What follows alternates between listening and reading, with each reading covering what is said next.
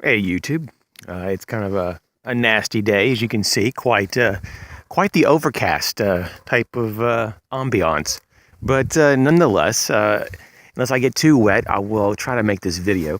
This is going to be 10 practical ways to save money for your preps when you're trying to become more prepared.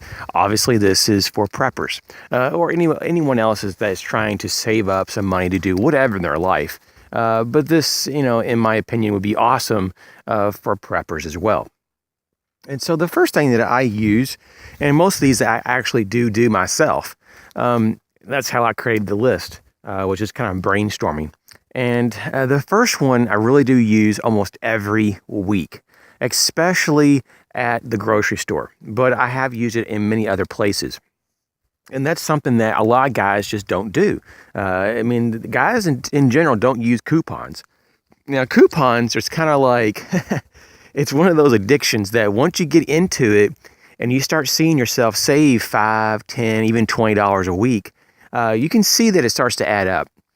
So there's no reason just to pay retail or even the sale price. Sometimes you can get it below that, and coupons can really help. The next would be to reduce going out to eat. Or, if you're like me, for example, I just totally eliminate going to restaurants. Now, I did go to a restaurant when I was with, family for Christmas this past year, but that's extremely rare. It's just a few times a year probably that I even do that. And it's not like I'm actually going without. I actually enjoy cooking my own meals. I really do. And I like my food a certain way anyways. So there's a lot of times when I go to a restaurant, I'm not very satisfied. Plus, you pay so much more for the food. So there's only a very few places that I even like to go if I do go to a restaurant, just because I'm that picky. And in a way, that's kind of a good thing because I save a buku amount of money. I do an average of $3 or $4 worth of groceries a day. Is about what I consume when I break it down. So I eat very simple foods, mostly whole foods. I steam a lot of my foods that I don't eat raw, and it literally only comes out to be $3 or $4 a day. So very affordable. The next thing is to deposit your paycheck into a savings account, not the checking. And then after you know what your bills are for that month, and you should pretty much already have an idea because you should have a budget, that you'll take that money and transfer some of it out into your checking to pay those bills, and you leave the rest in your savings.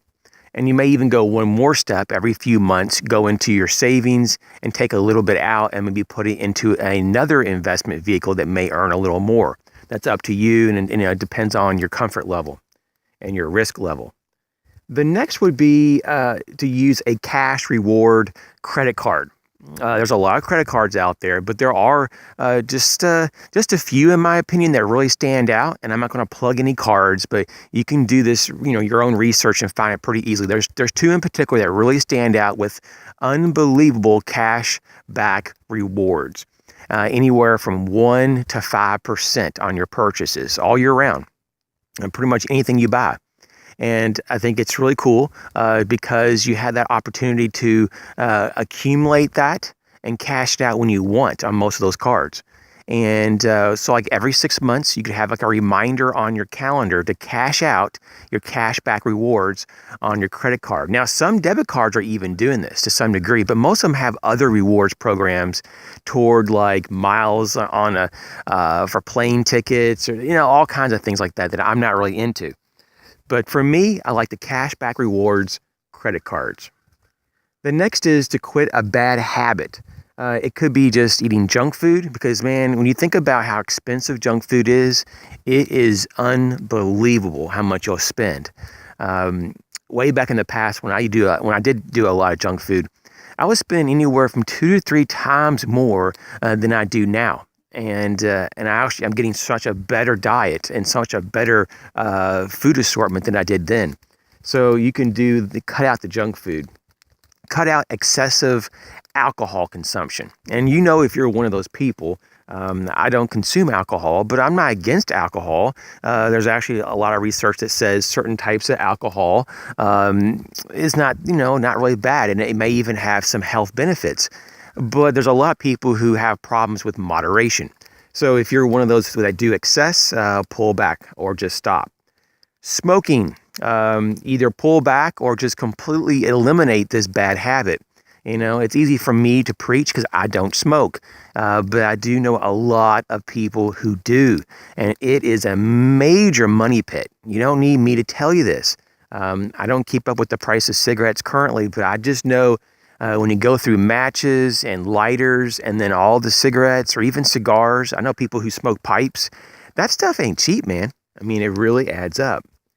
If you have any type of, illegal drug use, obviously I'd seek help and get that out of your life. It's going to be a major savings, and you're going to probably live a lot longer. And lastly, just for an example, gambling. And I'm not saying so much like you go to a casino and you're doing that kind of gambling. A lot of people do like more of a soft type of gambling, that they go to the convenience store or their supermarket and they get lottery tickets. And most states, to my knowledge, have some form of lottery tickets. And this is probably one of the most ridiculous things that you can put your money into. If you do any survey, and I've seen the surveys actually, of anybody that is actually somewhat considered wealthy, people maybe that have anywhere from $500,000 to $1 million minimum and way above, they'll tell you flat out. In fact, I have never met any of them, not that I know a lot of people that are wealthy, but I've never, met anyone through any of these surveys or even indirectly that has ever said, oh yeah, I play the lottery all the time. People who have money don't do stupid things with their money. That's how they have the money. The next thing I'd say is to buy your preps or your gear that you want off season or on clearance. And I mean a real clearance, not just like 20% off kind of thing. I mean like 50, 60 to 80% off.